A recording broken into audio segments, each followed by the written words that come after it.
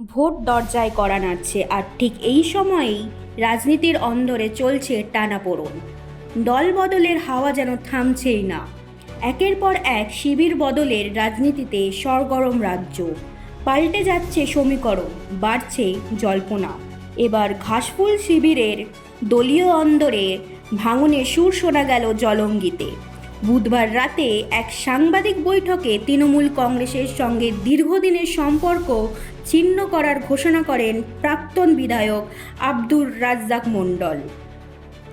দল ছেড়েই তিনি সরাসরি তোপ দাগলেন অভিষেক বন্দ্যোপাধ্যায়ের দিকে। রাজ্জাকের অভিযোগ, একটি জনসভায় তার বিরুদ্ধে অস্বচ্ছতার অভিযোগ তোলা হয়েছে, যা সম্পূর্ণ ভিত্তিহীন এবং অপমানজনক। কোনো প্রমাণ ছাড়াই প্রকাশ্যে এমন মন্তব্য করা হয়েছে কেন, তা নিয়েই প্রশ্ন তুলেছেন তিনি। এখানেই থেমে থাকেননি তিনি। রানীনগর কেন্দ্রের প্রার্থী সৌমিক হোসেনের বিরুদ্ধেও একাধিক অভিযোগ তুলেছেন রাজ্জাক।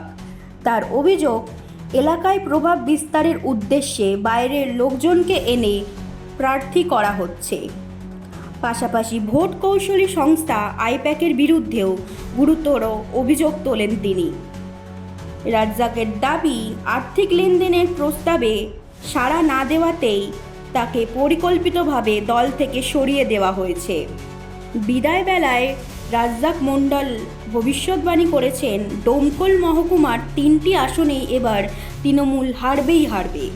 আপাতত কোনো রাজনৈতিক দলে যোগ না দিলেও সক্রিয় রাজনীতিতে থাকবেন বলেই ইঙ্গিত দিয়েছেন তিনি। ফলে প্রশ্ন উঠছে, এই অভিজ্ঞ নেতার সরে দাঁড়ানোর কি ভোটের অঙ্কে বড় প্রভাব ফেলবে? শ্রেয়সী সামন্তের রিপোর্ট, হেডলাইন্স, কলকাতা।